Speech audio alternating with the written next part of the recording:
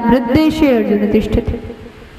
एक ही बात को 2 बार यदि कहीं कहा जाए तो वो बात प्रमाणित हो जाती है। भगवान कहीं दूर नहीं, हमारे ही हृदय मंदिर में विराजमान है, इसीलिए वो हमको देख रहे हैं, हमसे बात कर रहे हैं, निरंतर हमारे साथ हैं, निरंतर एक क्षण हमें छोड़कर कहीं जाते नहीं। हमारे माता पिता भाई बंधु सखा ये तो हमें छोड़कर जा भी सकते हैं, लेकिन ईश्वर एक क्षण के लिए भी हमारा साथ नहीं छोड़ते। यदि हमें अपने कर्मों के कारण नरक में भी जाना पड़े तो अंतर्यामी ईश्वर वहां भी हमारे साथ रहते हैं। जैसे छोटे बालक को माँ कभी नहीं छोड़ती, ईश्वर भी हमको कभी नहीं छोड़ते।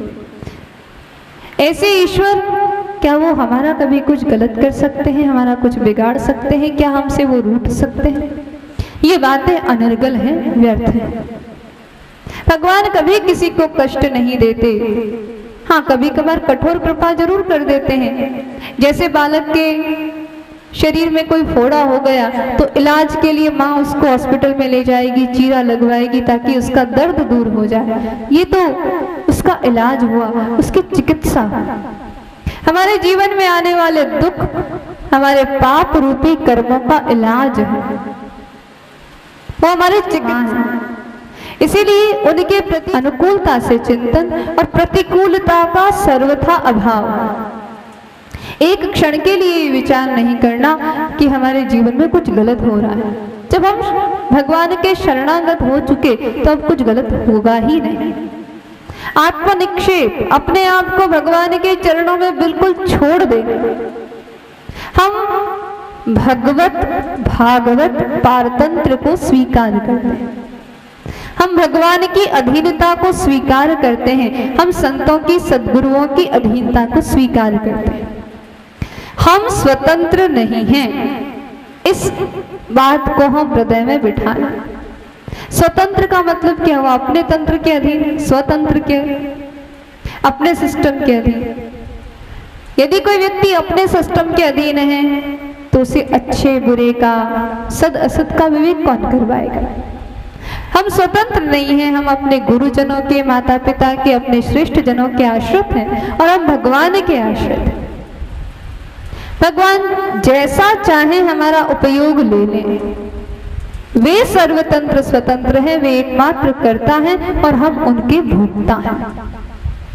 हम उनके लिए भोग्य वस्तु हैं, वो हमारे भोक्ता हैं। वो चाहे जैसा हमारा उपयोग कर ले। वे स्वतंत्र हैं हमारा उपयोग करने के लिए, हम स्वतंत्र नहीं हैं। हम जाकर भगवान के सामने हाथ जोड़कर ऑर्डर चलाते हैं, हे ठाकुर जी हमारा घर बन जाएगा तो आपके यहाँ सवामणि कर देंगे, हे ठाकुर जी हमारे संतान हो जाएगी तो आपके यहाँ 1000-2000 का प्रसाद चढ़वा देंगे। आप ये बताइए कि ठाकुर जी आपके अधीन है कि आप ठाकुर जी के अधीन हैं? हमारे जितने मनोरथ, जितनी मनोकामना है, इसका मतलब तो ये हुआ कि ठाकुर जी पर ऑर्डर चलाना। हे ठाकुर जी हमें राज्य सत्ता मिल जाए तो हम आपका बड़ा सुंदर भव्य मंदिर बना देंगे। भैया तुम्हारे बनाए हुए मंदिर की जरूरत ही कहाँ है? अपना खुद का मंदिर तो बन नहीं पा रहा। मनोरथों की सिद्धि के लिए भगवान को प्रलोभन देना ये जीव की, जैसे एक तरह से कहा जाए तो मूर्खता ही है। प्रभु स्वतंत्र है, समर्थ है, पुष्टि मार्ग का सिद्धांत है। वहां पर एक बात कही गई है, आश्रय ले लिया है ठाकुर जी का तो फिर विवेक। और विवेक का अर्थ यही है कि ठाकुर के सामने, लालन के सामने प्रार्थना करने की भी आवश्यकता नहीं। जो सर्व समर्थ है, जो सर्वतंत्र स्वतंत्र है, क्या वो आपकी स्थिति को, परिस्थिति को नहीं जानता? फिर प्रार्थना की जरूरत कहाँ है? फिर तो केवल उससे लाड़ लड़ाने की जरूरत है, उससे प्रेम करने की जरूरत है, उसकी अभिष्ट वस्तुओं को उसके अनुरूप कार्य करने की जरूरत है। आपके जीवन को वो देखेगा। पुष्टि मार्ग में प्रार्थना का भी अभाव है। मैं भगवान से कुछ भी नहीं मांगा जाता, निर्वाण भी नहीं मांगा जाता। पुष्टि मार्ग का सिद्धांत यही है। वहां यह भी नहीं कहा जाता कि हमें मुक्ति चाहिए, मोक्ष भी नहीं चाहिए। तो क्या चाहिए? तेरी प्रसन्नता, तेरा मुख मुस्कुराता रहे, तेरी मुस्कान हम देखते रहें, तेरी सुंदर सुंदर लीलाएं देखते रहें, तेरे रूप माधुरी का पान करते रहें। इसके अतिरिक्त हम कुछ नहीं चाहते। वृत्त चतुश्लोकी में वृत्तासुर जी ने गाया है, क्या चाहता है एक भागवत, एक भक्त क्या चाहता है? अहम हरे तव पादेक मूल दासानुदास भवितास्मि भूय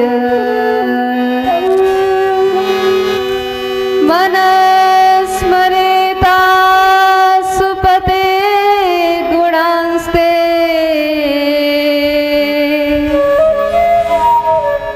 गृणीत वाक्कर्म करोतु काय न नाक पृष्ठ न च पारमेष्ठ्य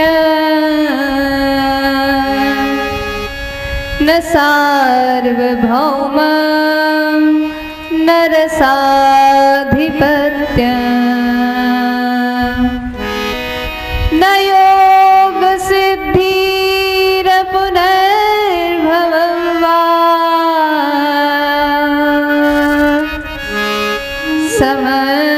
समञ्जसत्वा विरहैकाङ्क्षे। हे समंजस, हे प्राण वल्लभ, तुम्हारे अतिरिक्त मुझे कुछ भी नहीं चाहिए। न स्वर्ग चाहिए, न अपवर्ग चाहिए, न परमेष्ठी पद चाहिए, न रसातल का राज्य चाहिए, न सार्वभौम राज्य चाहिए, न योग की सिद्धियां चाहिए और न मोक्ष चाहिए। क्या चाहिए? हे समंजस, हे प्राण वल्लभ, मैं दिन रात तुमको देखना चाहता हूँ। मुझे कैसे देखना चाहते हो? अजात पक्षा इव मातरं खगा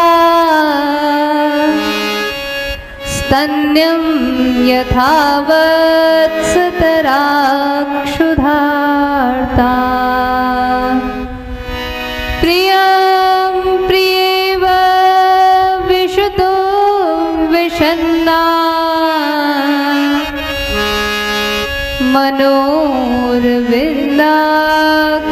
मनोर्विन्दाक्षतिदर्शते स्वाम्।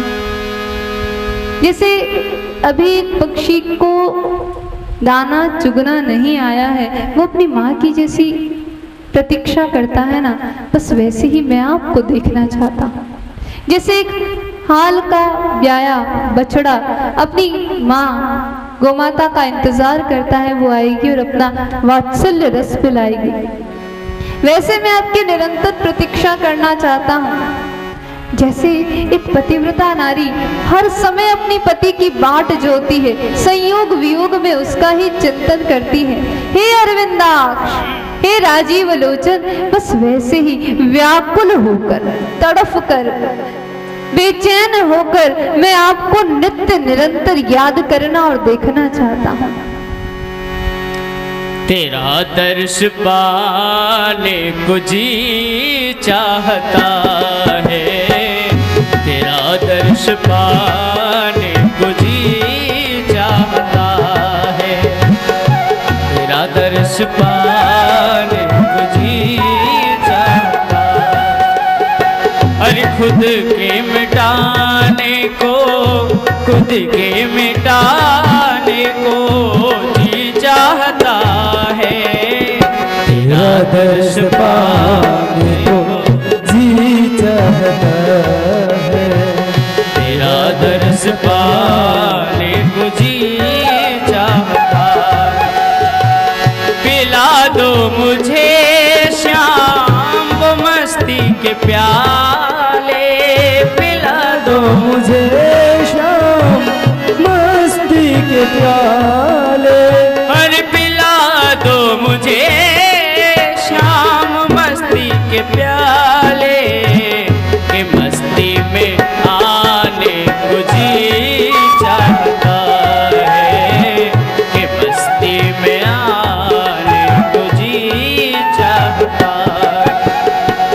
खुद के मिटाने को, खुद ही के मिटाने को जी चाहता है तेरा दर्श पाने।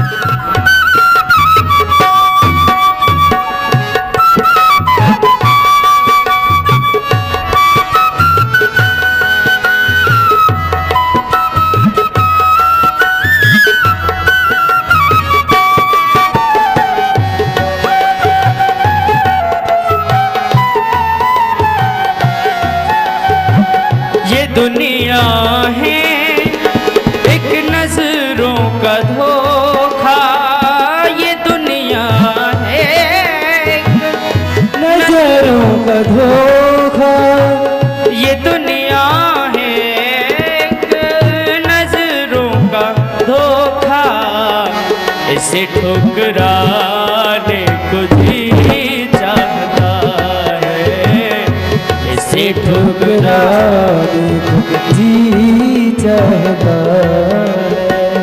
तेरा दर्श पाने को जी चाहता है, तेरा दर्श पाने को जी चाहता है। अरे न ठुकराओ मुझको, मैं हूँ दास तेरा, न ठुकराओ मुझको, मैं हूँ दास तेरा, न ठुकराओ मुझको, मैं हूँ दास तेरा, तुझ में समाने को जी चाहता है, तुझ में समाने को जी चाहता है। हर तेरा दर्श पाने को जी चाहता है, तेरा दर्श पाने को जी चाहता है।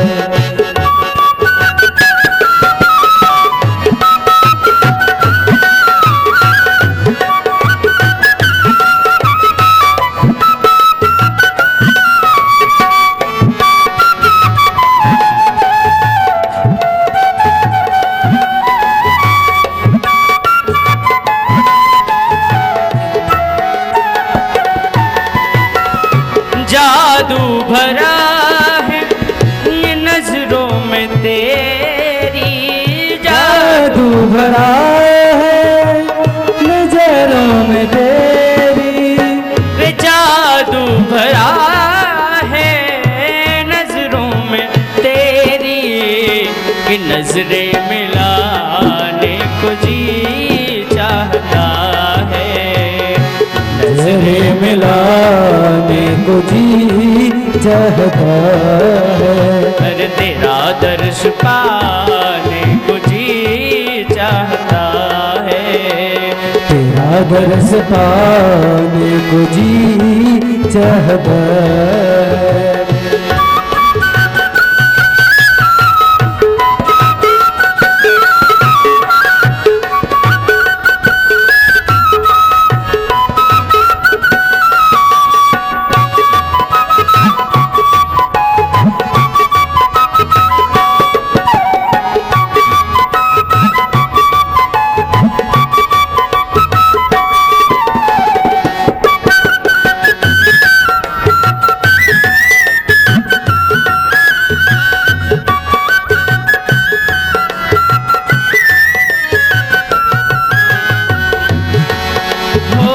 पागल बनाए ये मुस्कान तेरी, पागल बनाए मुस्कान तेरी, रे पागल बनाए मुस्कान तेरी, कि दिल में बसाने को जी चाहता है, दिल में बसाने को जी चाहता है।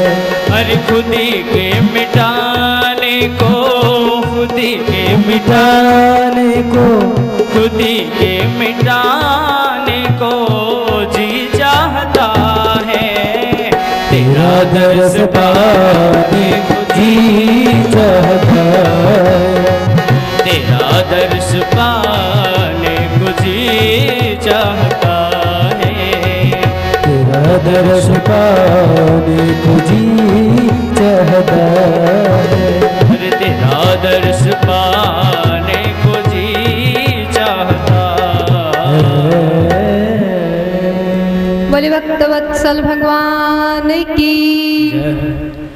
आत्मनिक्षेप, अपने आप को भगवान के चरणों में छोड़ देना। हम उनके भोग्य हैं, वो हमारे भोक्ता हैं, वो जैसा चाहे हमारा उपयोग ले ले, वो सर्वतंत्र स्वतंत्र हैं, हमें उनसे और कुछ भी नहीं चाहिए। केवल उनका रूप माधुर्य देखने की चाह है, केवल उनके मृतक संजीवनी गिरा को सुनने की चाह है, केवल उनका स्पर्श प्राप्त करने की चाह है। प्रेम के अतिरिक्त उनसे और कुछ करना भी नहीं। इसलिए तो वो लाडले लाल है, उनसे लाड़ लड़ाना है। अच्छा, फिर आपके जीवन में कोई संकट आ जाएंगे तो अगली बात कहते हैं कि रक्षिष्यति इति विश्वास है। काहे को संकट आएंगे जब वो साथ हैं, वो रक्षा करेंगे, ये विश्वास है। कैसे विश्वास है? मीरा जी के भाई थे जयमल जी, मेड़ता के राजा थे। आप लोगों में से जो लोग मेड़ता गए होंगे उन्होंने चारभुजा नाथ का दर्शन किया होगा। चारभुजा नाथ जी के ठीक सामने जयमल जी की गद्दी है। उनका एक नियम था, रोज 10 घड़ी वे चारभुजा नाथ जी की उपासना किया करते थे। 10 घड़ी यानी 4 घंटे। 4 घंटे चारभुजा नाथ जी के सामने बैठकर उनका दर्शन करना, यही उनकी उपासना थी। अपलक नयनों से चारभुजा नाथ जी को निहारना और उनके पवित्र नामों का जप करना, यही उनकी उपासना थी। निर्देश दे रखा था उस समय तक कोई मंदिर में प्रवेश नहीं करेगा, पूजा में व्यवधान उपस्थित नहीं करेगा, चाहे कैसी आफत आ जाए कोई सामने नहीं आएगा। पूजा और उपासना एकांत में करने की बात है। भक्त और भगवान के बीच में कुछ भी नहीं आना चाहिए, तभी मिलन के सुख की अनुभूति होती है। यदि कहीं कोई व्यवधान आता है, इधर उधर ध्यान जाता है, तो वो एकांत का सुख नहीं मिलता। एकांत शब्द का सही अर्थ ही यह है, एकस्मिन अंते, एक में ही सबका अंत हो जाए। एक तो केवल परमात्मा ही है, परमात्मा में ही सब विषयों का, सभी बातों का, सभी चिंतन की वस्तुओं का अंत उसी में हो जाए। एक परमात्मा के समीप बैठना। अंत शब्द समीप अर्थ में भी प्रयोग में लाया जाता है संस्कृत व्याकरण में। एक ईश्वर के समीप बैठना और उस समय दुनिया को बिल्कुल भूल जाना।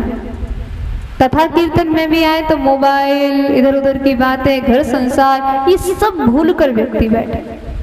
4 घंटे की ऐसी समाधि लगेगी आपको, ऐसा आनंद आएगा यदि भूल कर बैठे। हाँ, याद रहा तो फिर मन रूपी ये जो मुनीब है ना, वो संसार का हिसाब किताब लेकर बैठ जाएगा। बैठेंगे तो कथा में और रजिस्टर कहीं और का खोल देगा ये मन रूपी मुनि। इसीलिए एक संत ने बहुत सुंदर कहा,